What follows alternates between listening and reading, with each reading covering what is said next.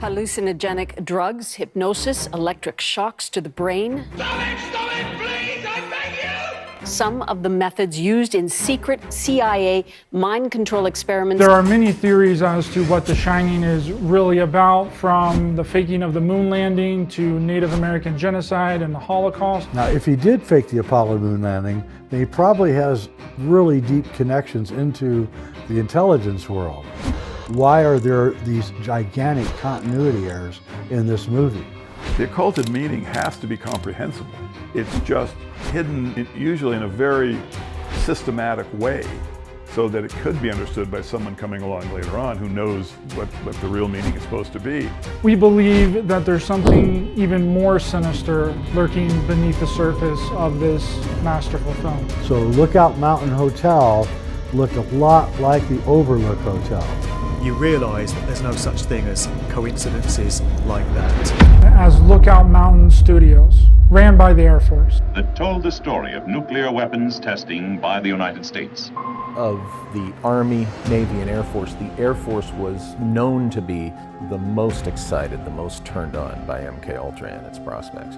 Reportedly, there were more films made at Lookout Mountain than at all the other film studios in Hollywood. We really don't know what these famous film directors were being recruited for, what project or whatever. Was it the moon landing? The CIA's MKUltra programs were admitted to the public in 1975, 5 years before the release of The Shining. These experiments were done without the informed consent of the patients. Look at some UFO cases, and the things that are reported tells me that MKUltra is likely being applied. In my MKUltra mind control experience, I was taken to various military, NASA, and DARPA installations for sophisticated mind control programming. Walt Disney, Marilyn Monroe, James Stewart, Cary Grant, Ronald Reagan. Nobody really knows what they were doing up there. As well as high-ranking military and Department of Defense personnel. What people don't realize is that many of the people that worked with Kubrick also worked with Kennedy. This is actually the smoking gun proving that Kubrick was working with the government.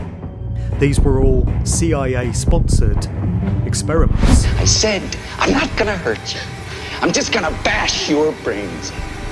And putting little symbolic, cryptic clues and Easter eggs pertaining to the fact that they're still doing it.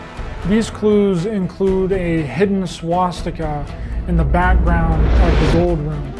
What was the setup, what it was being told, and realize that it was a lie all along. But right there in the narrative, in the dialogue, they're telling you that this was a very real program coming out of those nice folks at the CIA.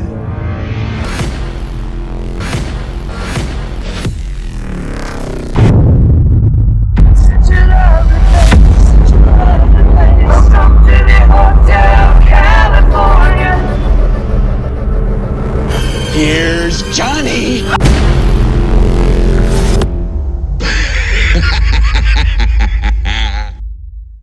So welcome back to Good Vibrations, and my guests today are the guys behind a documentary film which has been doing the rounds on Amazon Prime for a few days now. Some listeners or viewers may have seen it already. One of my guests I've spoken to before, many, many years ago, and the other one is a first time on Good Vibrations. So it's Jay Weidner and Ryder Lee, who are the individuals behind the documentary A Clockwork Shining. Gents, welcome. Hey, thanks for having us. Cool. Thanks for having us, Mark. Really appreciate it, brother. No worries. So what are your official job titles on this documentary? One of you is executive producer and the other one is the main producer and director. Is that right? Well, I wrote and produced it, and Ryder directed and edited it. We have kind of roles that we figured out when we did our last film, JFKX, and it works out. He's a really good director, a really good editor, and I'm the kind of guy that likes to write in a quiet room and figure everything out before we start shooting. So it worked out really well. Sure. So did you reach out to Jay Ryder, having seen his Kubrick's Odyssey series. Is that the way this worked? Yes, that's the way that it worked. I had watched a lot of Jay's films. He's been producing movies for a really long time, and I was bringing him on my show to do an interview, and I wanted to watch his content that he had done before. And I was just rewatching The Shining over and over and over again to prepare for this interview with Jay. And I'm like, is there anything that I'm going to be able to find in this movie that people have never seen before? And I had found a few things, and I'm presenting this to Jay on our show together. He was like, yeah, that makes a lot of sense. And then a few months later, I hit him up and I was like, Jay, we need to make a documentary about this because I don't think anyone has ever seen the things that I'm seeing in this movie and in the theory that I have. And he was like, yeah, we should. And I was like, cool. And then we actually decided to do another movie before this movie, which I'm really glad that we did because I was able to cut my teeth on that film, which is also up on Amazon Prime, Freevee, JFKX.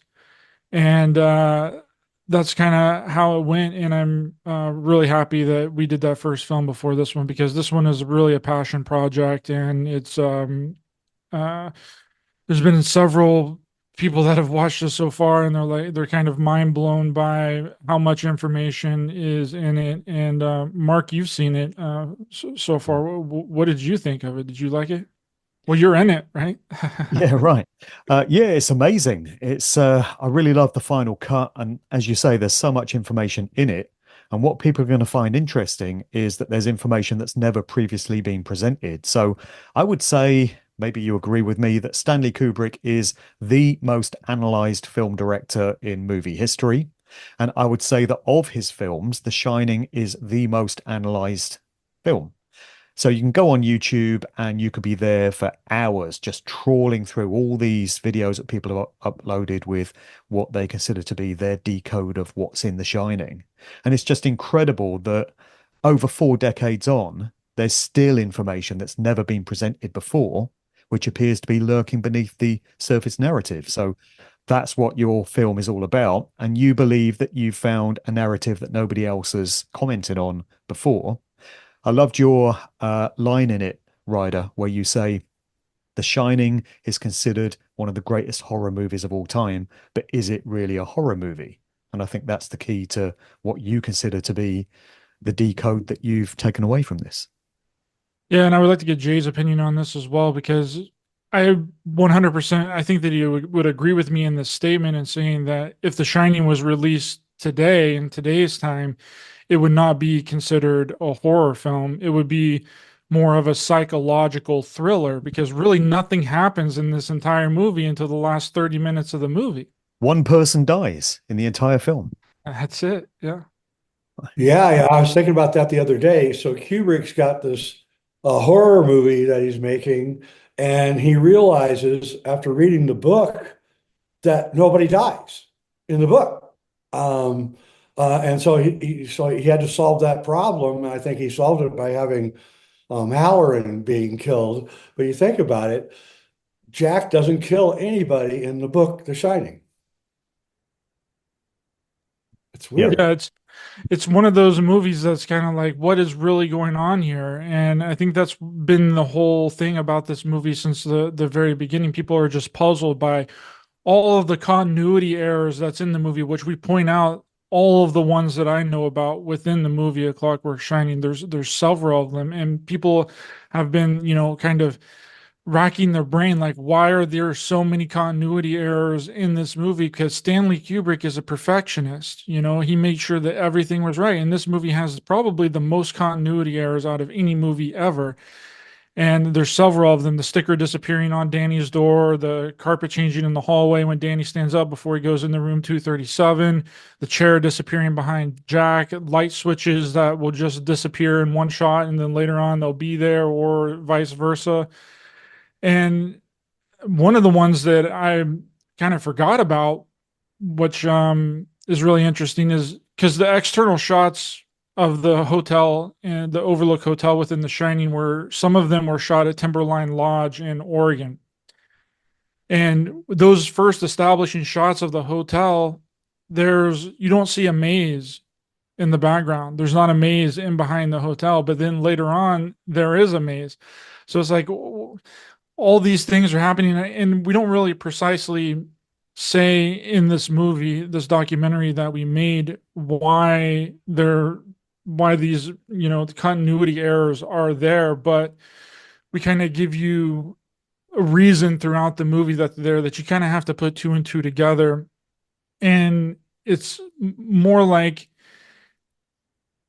Stanley Kubrick is trying to see if he can get the audience to also question their reality as they're watching the movie, just as Jack Torrance within The Shining is also starting to question his reality and slowly go into delusions. So that's kind of like a subtext thing that's not really stated in the movie, but something that the audience kind of has to figure out on their own. Yeah, I had a long talk with Stanley's top assistant in 2013, and we were at a conference together, and he wasn't too happy with me, but he was gracious enough to answer some of my questions, and he basically said to me that Stanley just got lazy, and all those continuity errors were just Stanley being lazy. I'm going, come on, man. I mean, really?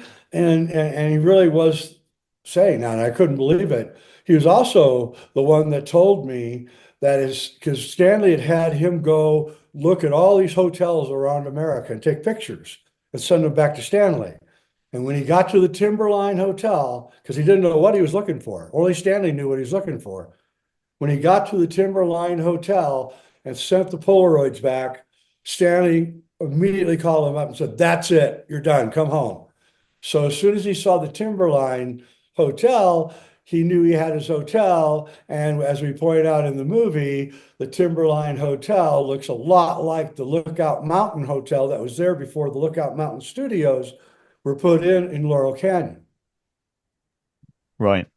Which is another thing that's really interesting too, Jay. Sorry, Mark. In Stephen King's sequel to The Shining, Doctor Sleep, because the Lookout Mountain Hotel burnt to the ground in the early 90s. And Stephen King's sequel to the book, The Shining, and also the sequel to the movie, The Shining, Doctor Sleep, the Overlook Hotel burns to the ground. Something that we didn't have in our movie. That's kind of a new thing. Yeah. I didn't know that. Yeah. Yeah. And that was the original ending of The Shining. The book was the Overlook burns down. Right. So they got there with Dr. Sleep. This is part of the complexity of Stanley. So he will encode all these hidden layers to his movies, and then he puts them out there. And there's a surface narrative that the masses take away from it. They think, oh, The Shining is a movie about a guy that goes a bit crazy due to the solitude of this place, and he gets cabin fever and tries to kill his family. And Stanley knows there's so much more to it, and he's wondering who's going to decode all this stuff, if anyone. And actually, he went to his grave without many of these decodes becoming public. So he never got the satisfaction of knowing that somebody got it, somebody spotted what he put in there. Which I don't think many people would be happy doing that. They would want to know that people understood the genius of what they'd put into their narrative. Well, the closest thing I ever got to channeling was I just gotten back from France in 1999 doing research for the book I was writing. And because I was so busy in France, I didn't know that Stanley had died. This was in March of 1999. And so when I got back to America, I saw that he died. Of course, he was one of my heroes, and I was crestfallen. And it was a Saturday after I got back, and I was sitting on my couch in a snowstorm going, and my wife came out and she said, "What are you doing?" And I immediately began channeling the fact that 2001 was about alchemy, actually, the moon landing. I suddenly figured it all out within 5 days of Stanley's death. I had my first two Kubrick's Odyssey movies basically channeled to me. And I swear to God, to this day, I think Kubrick's spirit was running around the world trying to find somebody who understood both alchemy and filmmaking so he could tell them about what he was really putting in his movies. And ever since then, I've been on this quest for 25 years now trying to figure out all of Kubrick's movies, but I really do believe that we figured out what The Shining is really about. And Kubrick didn't believe in the supernatural. He was a complete, atheist. He didn't believe in ghosts or anything. So it had to have been kind of hard for him to make a movie about ghosts. And I think he just chucked it and said, forget it. We're just going to make a movie that has so many layers in it that it'll take 100 years to figure out. Well, this is the thing I wanted to ask about. So we'll get into what you propose with the Clockwork Shining shortly, but there are many other decodes that people can take away from this film. These were discussed in Room 237. Jay, you were a part of that documentary too, and you advanced the idea that Stanley was basically confessing to having faked the moon landings. There was a theory in there that it was about the genocide of the Native Americans. So now that you believe you found this new meaning to it, do you think all those other interpretations are still there as well? So there's multiple layers to it. It's not just one hidden meaning. There are many that have all been put into this. Well, yeah. In fact, I think, as I told Rodney Asher, the maker of Room 237, I think all of those theories you presented are correct. I believe it is about the Holocaust. I do believe it is about the killing of the Native Americans. I believe it is about the moon landing. And it's also, and if you think about that, all those things kind of work together. So it's about America. The Overlook is America. He even says at one time, Shelley Duvall says, let's go make America clean again, right? Joking to Danny as they're going to the maze. So I think it's all those. And I think that they all work into our theory on A Clockwork Shining. I think that they all work together. I think Kubrick was trying to tell us many things. And of course, if it's the moon landing, then that's Operation Paperclip. If it's Operation Paperclip, then that's the Holocaust. So naturally, he would want to get that in. If it's also about conquering, the world, then yes, the Native Americans are going to come in and be part of it. As he said, this is Native American burial ground in the movie. And so it's all of those things, but mostly it's about the MK Ultra program. Right. And you say in the film that Stanley was given this film to make by Warner Brothers. So they said, here's the Stephen King book. We want you to make a movie. And you also observed that Stanley was doing rewrites through the filming, the making of the film. It's like he was getting bored with the official narrative and thinking of what he could put into it to spice it up a bit and have a bit of fun and put all these hidden elements in. So that seemed to have been an ongoing process through the production. Yeah, there's an interview with Diane Johnson, the screenwriter, with Stanley on The Shining, and she expresses her great disappointment that Stanley cut a crucial scene out of the movie, and that's a scene where apparently Jack, which is from the book, where Jack finds a scrapbook down in the basement of the Overlook, and the scrapbook in the book was all these mob ties and crimes and everything that were in the scrapbook. And it would seem strange that he would cut that out since it's such a crucial part of the movie. But if he's really trying to tell you about the MK Ultra programs, then yeah, he's going to toss it. He doesn't care. Right. And there's evidence of that with the interaction between Grady and Jack in the bathroom after Grady has spilled the alcohol on Jack. The dialogue between them, because Jack is basically like, haven't I seen you somewhere before? But we don't see him seeing any pictures of Grady in the hotel. He's not on any of the walls and pictures in the hotel. So it makes sense that that scene was there where he finds the scrapbook. He sees that, the newspaper articles of Grady killing his two daughters and his wife previously at the hotel, and then that scene was just cut out. But there's still remnants of that between the conversation of Jack and Grady in the bathroom. Sure. Yeah. Ryder, just give us an overview then of what you feel is the main idea that's being communicated in The Shining beneath the surface narrative. Well, there's several things that I found that nobody else has ever seen. Before Grady spills the alcohol on Jack in the gold room, there's a lady that walks past that has a handprint on her ass. Now, some people can say that this handprint is somehow a part of the dress, but either way, it's still a handprint on her ass, regardless if it's a part of the dress or if it's an actual real handprint. It's still conveying the same thing. And then in the gold room, also, when Allman is giving a tour to Wendy and Jack, there's a swastika that's in the background of the gold room into the wall. And I'm the first person to ever have seen that. And the only reason that I was able to see it is because I seen The Shining on the big screen.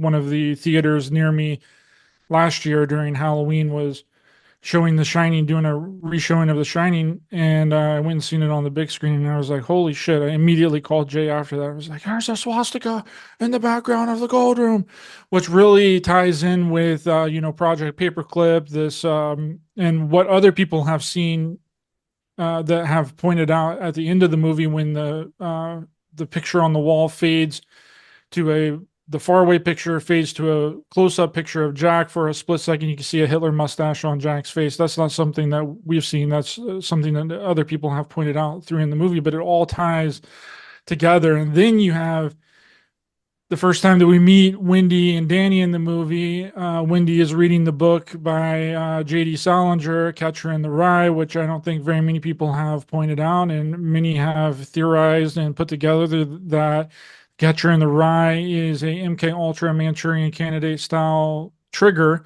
for assassins. And what does Jack do throughout the entire movie? He is trying to kill his family. And then you have the psychic driving aspect as well. Jack is supposedly writing this book for, and Wendy comes in and sees that he's not really writing a book. He's writing the same sentence over and over and over. And then you have the real life example of that with Sirhan Sirhan, which was said to have assassinated RFK in 1968. So Jack is doing his own interpretation of psychic driving within the movie as well. There's many things with Stanley Kubrick that tie over into real life. Like real life is mimicking art, or art is mimicking real life. Like we talk about Sue Lyon in the movie, which Lolita was basically about pedophilia, and that was actually happening to the real life actress by Stanley Kubrick's producer, was essentially raping her, which is the lead actress. She was 13 years old at the time. He was in his 30s.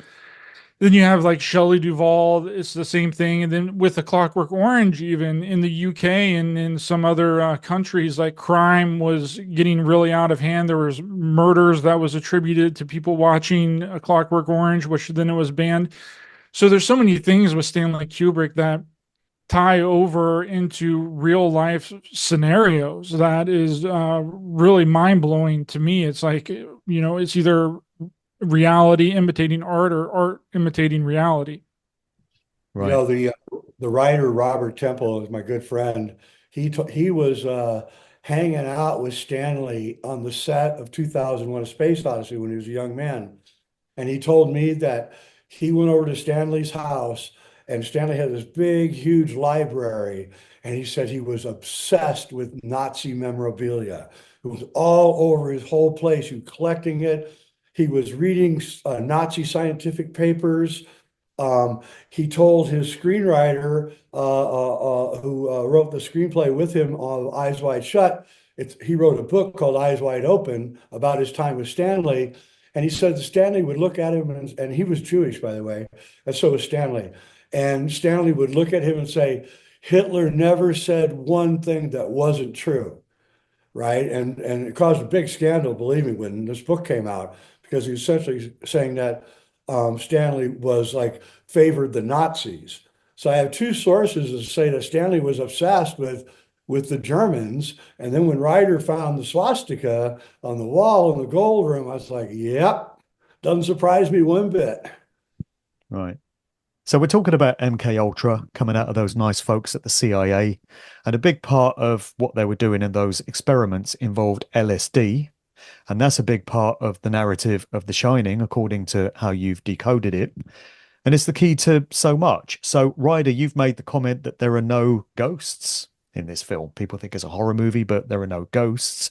And in your view, the characters of Lloyd, the barman, and Grady, the guy that cleans Jack up in the bathroom, who's supposed to be the reincarnation of the original caretaker, according to the surface narrative, aren't actually ghosts. They're characters that have been planted in the hotel as part of the experimentation that's being conducted on Jack, right?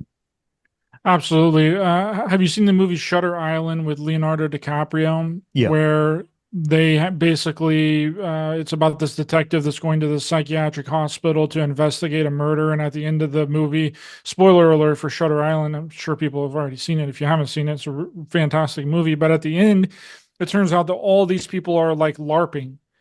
They're LARPing this whole scenario for Leonardo DiCaprio's character, and that's what what we believe is going on within The Shining. All the people that are perceived to be ghosts are really actors playing a role within the movie to try and convince Jack to kill his family. It's an experiment. And that's pretty much what Ullman tells Jack from the very beginning of the movie, between the dialogue with Bill Watson, Ullman, and Jack in the beginning. And that's one of the things that people, think that is really boring about the movie, because it's just 10 minutes of just like straight dialogue of them talking. But Ullman reveals the entire plot of the movie to Jack in that sit down with him. It's so interesting.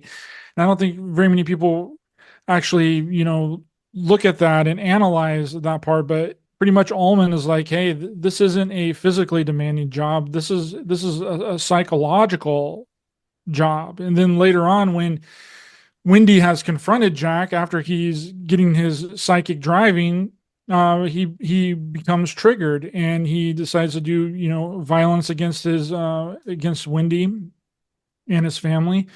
And in that dialogue between him and Wendy there, he's talking about, how do you my responsibilities to my employers, like, you have any idea what a contract is? So it's almost like he knows that he's involved in some sort of psychological operation up at the Overlook, and he's trying to convey that to Wendy and Danny, but they don't really understand exactly what's going on. And then you have Lloyd the bartender as well, which you talk about in the movie, Mark, with Frank Olson and Sidney Gottlieb spiking the drink of Frank Olson, and then him later, committing suicide by jumping out of what story, 11th story or 12th story or 13th story, something like that, in a hotel room.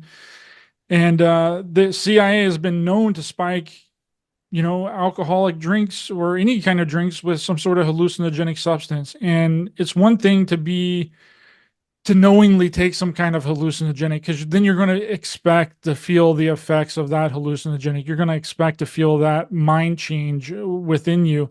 But when you're unknowingly dosed with some sort of hallucinogenic, you're going to think that you're out of your mind and that you're crazy. And the first thing that Jack doesn't experience anything strange until he takes that first alcoholic drink from Lloyd the bartender, when Wendy walks into the gold room and was like, Danny was attacked by a lady in one of the empty rooms upstairs. And then he goes up there and then he sees the lady, the very attractive lady, turn into an elderly woman. And room 237 is very psychedelic. It's got this, it's unlike anything else that we see within The Shining. Any of the exterior things are purple. They're very vibrant. It's almost like a psychedelic trip. As soon as Jack walks in there, then he sees the old lady, the attractive lady turns into an old woman. And then later, whenever he goes up into the room to meet back up with Wendy, Wendy asked him, did you see anything in room 237? He said, no, I didn't see a goddamn thing. Yeah, because he's on acid. That's what it is. And Ryder did a great cut to the very first shot of when he enters room 237, and you get the vibrant purple and greens that are everywhere. And it feels like, you're on acid. So we're saying that Lloyd and Grady are not ghosts, they're real people. What about the twins that Danny experiences, the twin girls? Yeah. And the old hag in room 237, you've said is the actual woman who presumably is real, who in Jack's altered state turns into this hideous old woman. And then at the end of the movie, you've got Wendy experiencing skeletons and this guy with a cut in his head and stuff. So are they straight hallucinations in your view? No, they're actors. They're all actors. Everybody's an actor. Including the girls that are all chopped up in the hallway there. Well, that could be a setup of some kind, a staged setup of some kind. But once you understand that everybody's an actor, it becomes really easy to understand. And this is exactly what Kubrick would do. And so what we're saying is that the Overlook purpose is to do these MK Ultra operations in the winter, and that they bring up a group of people, they hide out in the rooms, and they come out when they're supposed to. There's probably, they're being watched and everything. And this is all, by the way, given away in the ending of The Shining that Kubrick cut out. In the ending of The Shining, Wendy is in her bed, and Ullman, the hotel manager, comes in to see her and tells her there's no evidence at the hotel for anything you're saying, right? Why? Because they cleaned it up. They cleaned up the evidence. That's what you do after your MK Ultra operation. And then he says, why don't you and Danny come stay at my house on the beach in LA, right? And why would he do that? And the answer is because you want to keep an eye on your subjects for a couple of months after the experimentation to see what happens with them, right? The aftermath of the experiment. And I believe that he cut that ending out because he realized it was giving the whole ball of wax away, and he didn't want to do that. Right. Yeah, I think one of the explanation. Go ahead, Mark. Sorry. And he throws the tennis ball to Danny. How would he know that Danny had an interaction with the tennis ball in the hallway in front of room 237? He wouldn't. There's no way that he would know that. So what is he doing giving him the ball? Well, he was watching Danny. Sure wish we could see that footage. Oh yeah, me too. That's one of the most infamous pieces of lost footage ever. Many people have claimed to have had it. The director of Toy Story people have said that he has the lost footage. But I think one of the things within the movie that kind of explains what's going on with Danny is when Walter Bosley, the AFOSI special agent of the Air Force, talks about this LSD aerosol that has been known to be sprayed on entire groups of unsuspecting people. I'm pretty sure that the CIA had like a party at one point where they were just spraying LSD aerosol into the house of the apartment of this where all these people were having a party, and these people would just kind of go out of their mind. So it's kind of implied throughout our movie that it's possible that room 237 is just getting hit with some sort of LSD aerosol. And maybe when Danny goes into room 237, he gets hit with that LSD aerosol, and then that's how he experiences the twins in the hallway. And that might be an explanation for that. But Danny is also very, psychic. He's a psychic boy as well. And then when you think of like the Halloran and, them having this psychic connection to each other and the trauma that they've really faced, because you bring it up in the documentary, Mark, that the trauma is the key to unlocking these abilities. And Wendy, throughout the movie, that's how Wendy gets to see some of the things that are happening at the Overlook, is due to the trauma and the mind fracturing from the MK Ultra programs that she's being susceptible to throughout the movie, because it's even implied in the storage room when Jack is in there between the conversation that he's having with Grady, which Grady is outside of the door, and he's talking to Jack. He's like, Wendy is much more stronger mentally than we had suspected. So how do we break her down to get her on this level to where her mind can be completely taken over by these experiments? Right. You mentioned the character Bill Watson earlier. Yeah, sorry, you mentioned the character Bill Watson, who's in the interview with Allman and Jack when he's first arriving at the hotel. And there's no ostensible reason for this character to be in the film. So it's almost as if they paid an actor to do nothing, because he says virtually nothing. But he's taken a very keen interest in Jack. He's kind of looking him up and down in the interview.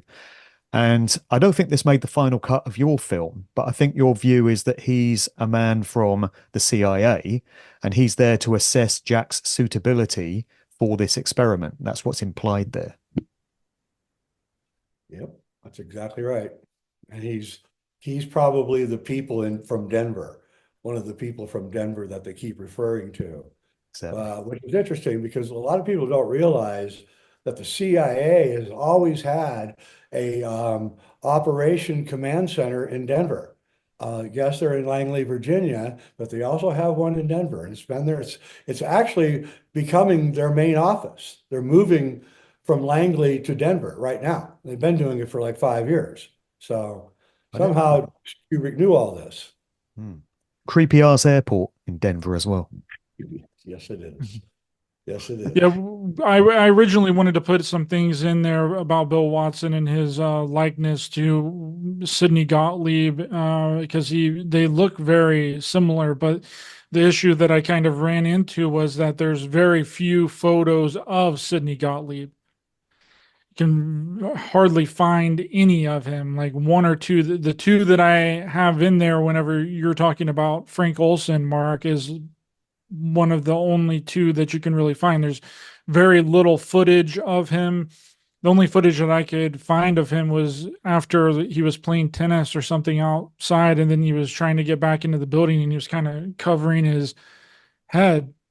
So, but yes, we absolutely believe that Bill Watson, because he literally says one or two things like the entire movie. It didn't really make any sense for him to even be there. So it's like he's like an observer, and it's highly possible that he was just there at the hotel the entire time.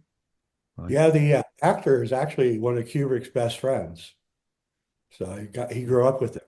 So he got an easy job on that movie. Yeah. Kubrick did that a lot. He hired his friends a lot. The little short gladiator in Spartacus, that was another friend he grew up with. So he was always hiring his friends for little roles. What's your view on why the name of Grady changes? Because early on, Allman refers to him as Charles Grady. And when he introduces himself to Jack in the bathroom, he says he's Delbert Grady. So why do you think the first name changed? That's a really good question because he did that also in A Clockwork Orange. Alex has a name change. His last name changes in the movie. It was originally the author of the book, Anthony Burgess. His name is Alex Burgess, and then it's Alex something else when he's in prison. So, but in both movies, characters' names change, and it's really, that's kind of a mystery. I'm not sure because again, Stanley is such a attention to detail that you would think there's no way that he could make this mistake. So it's just weird that the two mind control movies that he made both have this weird name change on one of the main characters. Right. So all these things that researchers have found in The Shining, such as your interpretation there and what many other people have observed over the years, presumably Stanley's paymasters, the elites, would have spotted some of this themselves because, you know, these guys are smart and they know stuff that regular folk don't. So I wonder if they would have been aware of some of these symbolic, metaphorical elements in this film. But maybe back in 1980, they thought, oh, it doesn't matter. People are too dumb. They're too profane, too ignorant to know what this stuff means. But they hadn't factored in the advent of the internet and the availability to do research through it. So I wonder how much stuff they themselves spotted, but just let slide. I think a lot of it, they let it slide. I think he was giving away the game in both A Clockwork Orange, The Shining, Full Metal Jacket, and even 2001 and Dr. Strangelove. So he was always playing fast and loose with the elite, right? taking it all the way to the edge and then pulling back before he went all the way. And he knew what he was doing. He was probably, in some ways, uh, how do I say this correctly? To me, every movie after Barry Lyndon is some kind of experiment, a psychological experiment. And he's using his ability to make films to do psychological experiments on the audience. And I think that he may have been literally working for the man maybe after Barry Lyndon. That literally they came in and said, you're too valuable to just make Hollywood movies. We've got all these experiments we want to try. We want you to do it. And they just feel like experiments. The Shining feels like an experiment. Eyes Wide Shut feels like an experiment. Full Metal Jacket. There's just not regular movies at all. And there's just a strangeness about him that I cannot describe. But I really do believe that he was doing some kind of psychological experiment just because he was bored. I believe that Stanley Kubrick got bored after A Clockwork Orange. That's my theory. He got bored. He wanted to make a costume drama period piece, and he did, and he lost his ass on it. He lost like $10 million on Barry Lyndon.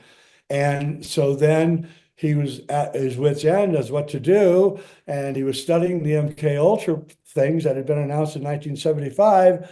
And I believe that Warner Brothers tried to repeat the success they had with The Exorcist by giving a horror novel to a type A director, William Friedkin. And so they gave, and he, by the way, Kubrick got offered The Exorcist too, and he turned it down and did Barry Lyndon instead. And I believe that they kind of said, nah, after the debacle of Barry Lyndon, I think it's time for you to do this movie. We want an A-list director working with the top horror novel, and you're the guy that's going to do it. And Kubrick's like, yeah, I'll do it. And he did it. And then, as we show in the movie, he gave one script to Warner Brothers and said, this is what we're doing. And then he completely rewrote the script while he was shooting, which nobody ever does, by the way. Never do that. That would be a nightmare. Oh my God, you want your script locked down solid before you even shoot one frame. And but not Kubrick. Now he's going to keep rewriting and rewriting and rewriting, and nobody knows what's going on. He's changed the story so much. Warner Brothers came on the set to observe what was going on. The guy said, I give up. I have no idea what's going on here. Right. And so over and over and over, Kubrick was just fooling him. And at the very end of the movie A Life in Pictures, the story of Stanley Kubrick, a documentary about Stanley, they're interviewing Christiana Kubrick, his wife, and she said, what's your fondest memory of Stanley? And she said, he'll be involved in something, then he'll look at me and go, still fooling them, right? And that was one of his main lines that he would say to his wife, still fooling them. So, he was a trickster kind of in a way. Yeah. Do you feel he went too far ultimately with Eyes Wide Shut and they offed him? Okay, so in late 2001, I wrote my essay on Alchemical Kubrick, about 2001 being really a movie about alchemy and the 4 stages of alchemy. And I got a phone call. At first, I got an email and said, here's my phone number. It wouldn't tell me who he was. I worked with Stanley, and it wasn't Leon Vitale. Leon Vitale is the guy that went searching for the hotels. This is another guy, American. And I got on the phone with him for like 2 hours, and he said that Warner Brothers had come to London to screen Eyes Wide Shut. Kubrick and him, this guy, were in the lobby while they were watching it. Kubrick had taken back up cigarette smoking, and he was chain smoking, walking back and forth going, they're going to kill me. They're going to hate this film, right? And really nervous and everything. And then a guy came out, the movie ended, and the guy came out and said, Stanley, come on in. And so Stanley went in, and the guy that was there telling me this didn't get to go in, but he heard this huge argument going on with everybody yelling and screaming and Kubrick yelling and screaming. And then Kubrick was dead 5 days later. I don't know what happened. I know that, he was 72 years old and he was cigarette smoking. So that could be, but the thing is that his assistant, his chauffeur, wrote a book about Stanley Kubrick, and he said that only he and Stanley had keys to Stanley's inner den where he did all of his work. And he said when he came back from the funeral, he walked into Stanley's den, and there was like 20 guys rifling through Stanley's all of his books and all of his films and everything. They took film, books, files, unloaded, like almost like Tesla when he died. And they filled a truck up with it. They never told this guy who they were and what they were doing there. And he said, I was the only guy that had a key besides Stanley. So how did they even get in? And of course, I've been told by CIA that we could break into any place and you'll never know it. So I assumed that they were CIA. And why would the CIA be interested in Stanley Kubrick's work after he died? And maybe because he was doing other things for them that, you're not supposed to know about. I mean, would you really let a director of the statue of Stanley Kubrick go to waste if you could use him? It would seem to me if you'd used him for the moon landing, you're probably going to use him for other things too. And apparently there was 20 odd minutes of footage from Eyes Wide Shut, which never made the final cut. So again, nobody's ever going to see that. And we can only ever imagine what was in it. I was the leader of the lobby to get Warner Brothers to release that footage. I had over 100,000 signatures from Brian De Palma signed it, Quentin Tarantino signed it. All these bigwigs were signing this petition to release the 20 minutes that's been taken out. And Warner Brothers basically said, no, we're not going to do it. So they'll never do it. You'll never see it. And I believe what was cut out of Eyes Wide Shut was Nicole Kidman going through an MK Ultra operation and becoming one of their sex kittens. Yeah. Yeah, we do Stanley Kubrick. We're really nice to Stanley Kubrick in this movie. We could have put a lot of things in there that would not have shown him in the best light. But we also know that Kubrick was for sure working with the government. We show a document in the movie where, Kubrick is being sought after by the government for some unknown project where, Stanley Kubrick and 4 others are being looked at, and Stanley Kubrick is being looked at as most promising for this unknown project. And then also at the original credits for 2001 A Space Odyssey, he thanked many military organizations, the Air Force, Langley, all of these intelligence communities, and then later on those were cut out. So it's pretty safe to say that Kubrick in one form or another did have contracts with the government. And we also show documents in the movie showing the CIA and the military's infiltration into film production, like the Transformers movie, Tomorrow Never Dies, and things like that. So they have been involved, and it stands to reason that, Kubrick kind of put them in there originally in 2001 A Space Odyssey, and then someone seen it and was like, no, you can't be putting our organization, our military organization, and our intelligence community organization names in the credits of your movie. You got to get those things out of there. So he cut them out. Yeah, it's also interesting that the only when Clockwork Orange came out, there was all this gang violence that was going on in England and America, and I actually saw a bunch of droogs in New York City walking down the street one day dressed exactly like Alex and his droogs. And Kubrick pulled A Clockwork Orange from England. And first off, a director doesn't have that power. A director can't pull a film. It's impossible. The studio owns the film. He doesn't own the film. And why would the studio pull the film from the place where the action is all taking place in the film? And so my theory is that Stanley Kubrick made A Clockwork Orange knowing that it was going to create imitation crimes. And he was so afraid that how powerful the film was, because there were a lot of incidences at the time, that he pulled the film in England so that he would be safe. Or he would look like a good guy. Yeah, but again, I don't know. There's something about that film because when I went to go see Clockwork Orange, I was a baby 17 at the time, and I went to see it with a few of my high school friends.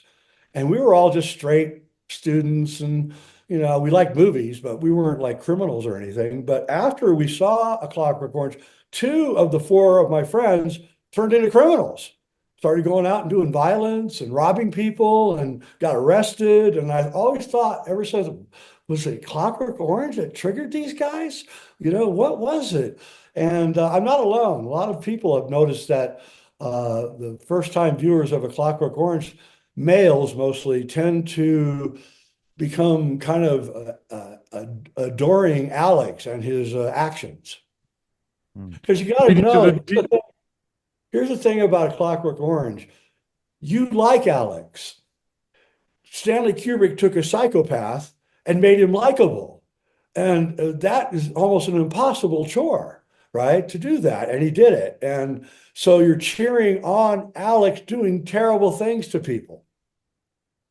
leading to the demoralization and the destabilization of countries, just like Yuri Bezmenov was talking about in the early 80s, which we have a clip of Yuri Bezmenov in our movie, not talking about that exact thing. But if you were to go back and listen to all of his interviews in the early 80s, you'll see that that is the exact same type of thing that they're trying to do. I mean, that what he was talking about back then is exactly what has been happening for decades now. The demoralization, the destabilization, the crisis, and then normalization. Those are his four steps to subverting an entire country. And in the movie, we show the clip where it's being infiltrated into the school system, because Kathy O'Brien is like, we've known about this, for a really long time, and it's been infiltrated into the school system. And then boom, up pops Yuri Bezmenov talking about how if we pump Marxist Leninism ideology into the soft heads of students, then the agenda is going to be complete in 18 to 20 years, because those people that we're pumping this information into now are going to grow up to be the leaders and the people that are going to be creating policy and in control of education in the future. Right. I saw A Clockwork Orange in '99. So immediately after Stanley had died, that film was re-released in the UK. Oh. So like literally the minute he was gone, it was back on release in the cinemas. Yeah. And I went to see it when I was drunk with a friend, and we just spent the whole time laughing. So I wouldn't do that now, but that was me in my irresponsible youth. So, Yes. Ryder, how did you decide who you would include in your film to discuss The Shining? So you've kindly got myself featured in there and you two guys, and there's three others as well. So how did you decide who you would get to tell the story through their narration? Well, Walter Bosley, because he was an AFOSI Air Force special agent, and he confirmed a lot of the things that we were mentioning in our film with the Air Force, basically doing MK Ultra type technologies, and then the Lookout Mountain Air Force Base on top of Laurel Canyon that we talk about, that is a heavy focus of the movie. Kathy O'Brien, because she's a MK Ultra Monarch mind control survivor. And in the movie, when Danny sees the twins, there's a poster on the wall to the left, and I wasn't the first person to see the poster. I'm just going to come out and say that, because I feel like that it's important and to be honorable in this work. I wasn't the first person to see the poster, but I was the first person to decode the poster as an MK Ultra style technology, because everybody else on the side said that it was a Minotaur, or that it was a ski resort, or it was referring to Monarch Mountain. No one had put two and two together and thought, oh, well, what about Monarch MK Ultra mind control? And that's what really triggered me when I seen that. I was like, holy shit. And then everything else started clicking afterwards. And then I'm finding other things in here, like the Catcher in the Rye that Wendy was reading in the beginning, Jack doing psyche driving, just like Sirhan was doing. And yourself, because Jay knew you. I was familiar with your work, but I'm super happy that we got you in the film because I really think that it really brings everything together. It would be highly lacking if you weren't in there, brother. And Joe Atwell because Joe of the Atwell. Catcher in the Rye. Yeah, Joe Atwell's the expert on The Catcher in the Rye. I've had many conversations about the book and realized that he had to be the guy that we got because he really has a great interpretation of this very nasty book. I learned a Yeah, lot about the Catcher in the Rye from Joe Etwell's inclusion there. Didn't Yeah. know that stuff. No, and I mean, uh, I personally think Catcher in the Rye should be banned. And now they're making everybody read it in high school. And I don't think anybody should be reading this book. But I'm not against banning books, so I'm not going to do it. But if there was one book that I could ban, it would be Catcher in the Rye. Um, and it's really not even a very good book. And But it's mandatory reading in schools and colleges. Go figure. Has been for decades. yeah, I know. I can't figure that one out, except that they're part of the MK Ultra program, just like Buzz and Offset. And They want people reading that book. want people to read it. They want people to get mired in that stuff. And he's really a nasty person. The what's his name? I can't remember his name anymore. J.D. Salinger. Salinger. The title character of Catcher in the Rye. Oh, Holden Caulfield. Holden Caulfield. Yeah, he's not even a very nice person. He's clearly sleeping with his sister, who's 12 years old. He says it several times in the book, right? That he sleeps in the double bed with her, right? And it's like, okay, you're 19 and she's 12, okay, right? And it's like over and over throughout the book, he's just weird stuff goes on, and he goes into this whole thing about he has a certain hat that he puts on, and that's his people killing hat. And he goes around killing people when he wears that hat. And it's like, what are you talking about, right? And then only in the context of Freemasonry and secret societies can you begin to unravel what's really going on in A Catcher in the Rye. And then you find out that J.D. Salinger was in the OSS, precursor to the CIA.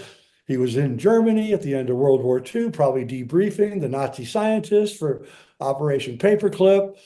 All of a sudden it all begins to work together. The swastika on the wall and Catcher in the Rye and MK Ultra, and it all just, to me, when we were first discussing this, because I'd known about the Catcher in the Rye, I'd read Joe Atwell's stuff, and then I just realized, oh my God, first time that you meet Wendy and Danny, she's reading Catcher in the Rye. My God, she's like getting, and it's probably Jack's book. He's the writer, so he probably owns that book, and she's just borrowing it and reading it. But still, it's amazing. Sure. Yeah, I think the Catcher in the Rye is another demoralization and another destabilization of the population, and that's a big reason why it's mandatory reading. I think the Holden Caulfield within the book would be classified as like an incel in today's times. That's what he kind of seems like to me, is like a incel. He doesn't know what's going on in the world. He's trying to find his place in the world, and he's it's kind of like what a lot of these mass shooters are. Yeah. MK And then when you Ultra think again. of, yes, that's exactly right. Yep. And the two Catcher in the Rye assassinations happened within 1 year of the release of The Shining. John Lennon's murder and the attempted assassination of Reagan. Yeah, that Both really is interesting timing. Yeah. really is. And you think about Clockwork Orange and the imitation criminals running around both in England and America, right? And then you have two guys that react to, that are killing two major people, and they both got Catcher in the Rye on him. Mark David Chapman shot Lennon 6 times and then sat down on this little rock bench, and he just started reading it. And the guy said, "You just shot John Lennon." He goes, "Yeah, I know." He goes, "Well, what are you doing?" He goes, "I'm waiting for the cops." Yeah. So it's like, okay. Okay. And then in court, he stood up and said, if you want my defense, all you got to do is read Catcher in the Rye. And then Yeah. it's also said that I actually have a book here called The 100 Most Famous Criminals. And it talks about him in there. And so apparently a psychologist went to visit him in prison a couple of years later. And the psychologist said that he was still reading Catcher in the Rye. Have you noticed that Mark Chapman and John Hinckley Jr. look very alike as well? They do. Oh, you're right. I was getting kind of confused to be 100% honest, Mark, when I was making the movie, like, because I had all the images and stuff all like kind of scrambled up, and I'm like looking at both of them, and I'm like, very similar. Are these the same guy? Like, and I had to go back and check several times and like look it up to make sure whenever we were mentioning Mark David Chapman and John Hinckley, that I was getting the right people when we were talking about them. They look almost identical. And a young Stephen King looks quite like them as well. Right. Back in the day. You're right. Mark David Chapman looks like Stephen King when he was like 20 years old. Right. That's crazy. Yeah, then there's other things about The Shining we don't mention, like what other movie has two of the leads have the same name as the person they're playing? Jack Nicholson is Jack and Danny is Danny. And then his co-writer, Diane Johnson, has the D and the J as her initials, as Danny and Jack have. And you got to wonder, did Kubrick hire Jack Nicholson because he has the same name as the character? Is there something going on here? You know, just weird. Yeah. So your film has been out on Prime for what, a couple of weeks now? So Yeah. what sort of reaction? What sort of reactions have you had? What sort of comments have people been making? Have there been any surprise reactions to it at all? One bum gave me a bad review and he doesn't like me clearly, but everybody else has just given us nothing but glorious reviews.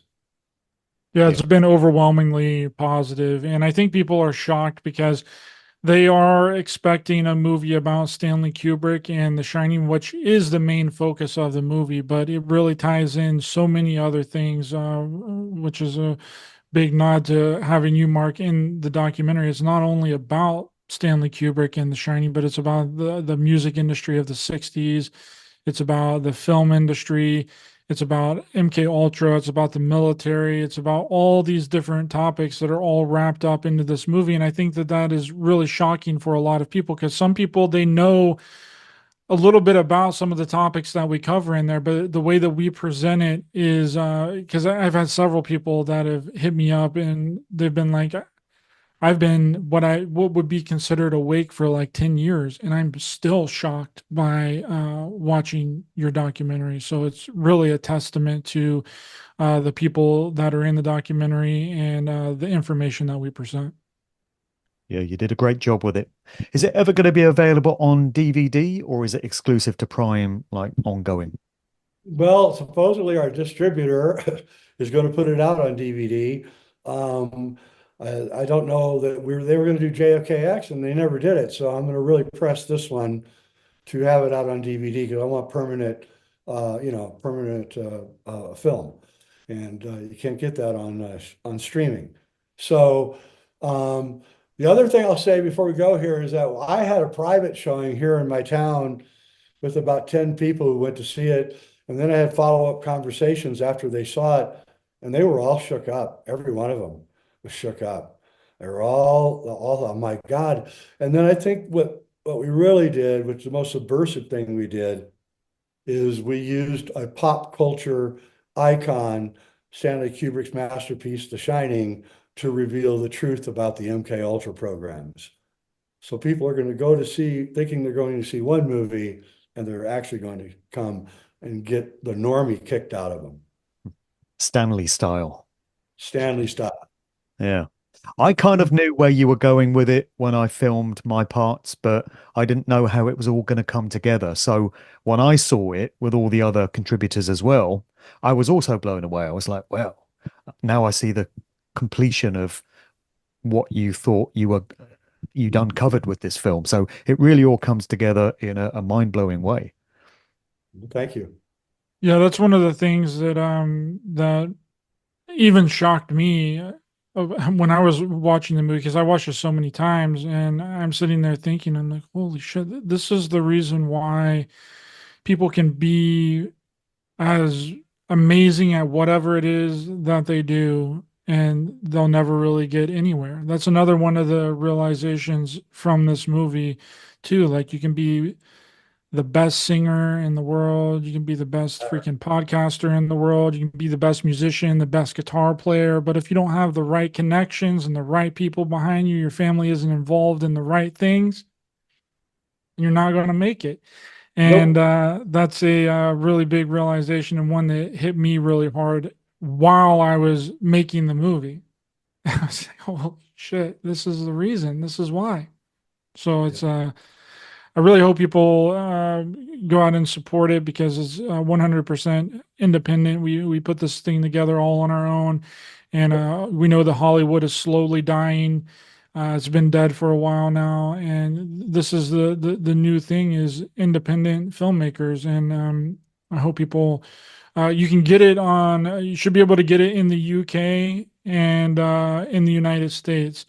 But if you can't get it on Amazon Prime, if you're in another country that doesn't allow you to get it, it's also on Apple TV as well. So if your country allows you to get Apple TV, you can watch it on there. And here in a couple of months, we should be getting it up to where everyone can be able to watch it no matter what country they're in. But it is on Amazon Prime and Apple TV. So yeah.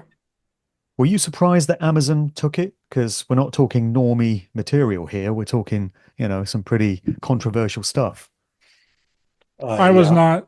I wasn't, because I knew that Amazon was. I was more surprised that they took JFKX, to 100% be honest. I was more surprised with that one than because it's coded in a way that we're not actually outright telling you about these things. They're hidden within, like Jay was saying, like a pop culture icon within Stanley Kubrick and The Shining. So it's kind of disguised as and that's kind of what we did with JFKX too, because in JFKX, the first 40 minutes of the movie is just a history of the JFK assassination. It doesn't really reveal anything new until 40 minutes in. And a lot of people say that, if you're going to talk about really controversial things, don't put it in until 30 minutes after on anything, because the AI doesn't go past 30 minutes. So that's a trick and a technique for anybody out there that produces content like this, or does movies, or even YouTube videos or podcasts. Try not to bring up anything controversial until after 30 minutes in, because they won't be able to do anything about it. That's a good tip. All right, fellas, thanks for coming on today. Much appreciated. Thank you, man, for having us. Really appreciate it. The buildings behind me were the headquarters for the World War II Office of Strategic Service. It was here that the first halting steps toward mind control began. So 10 years before Stanley Kubrick made The Shining, he made another film. It was a film about mind control. It's called Clockwork Orange. The Shining is one movie that has really been put through the ringer, and one thing that people really don't notice, that doesn't really make a lot of sense. All during the shoot, Kubrick is rewriting the movie. What we see here is Stanley Kubrick trying to encode a secret meaning into The Shining that he doesn't want anyone to know about. Kubrick has several references to Freemasonry in his films. There's a lady that walks past that has a bloody handprint on her ass. The Shining is Kubrick's 11th film, and there's 11s all through the film. 11 is a special number in occult theology. The Shining has been regarded as one of the greatest horror films ever made. But is it really a horror film? The Shining also is loaded with sexual innuendo. The family is isolated up at the Overlook, which is a perfect opportunity for some sort of CIA experimentation to go down up there. Using MKUltra methods, psychiatrically control assassins. Literally assassins. Experimental drugs, including LSD, were administered to human guinea pigs. The Patients were never told that their treatment was part of a CIA experiment. And there is this story which involves him spiking the drinks of one of his deputies, this guy Frank Olson, and he jumped out of a window to his death. It's a demonic possession, you know, so it makes someone feel like they don't have any control over this etherical entity outside themselves, when really it's the people who are imposing the trauma that need to be held accountable for the actions. Mrs. Thomas. We know what happened in the apartment that they had. There are many clues that point to the fact that this theory of what The Shining is really about is the correct theory. We think that we're watching a horror movie where ghosts are kind of forcing a man to go off and kill his family, but what are we really watching here?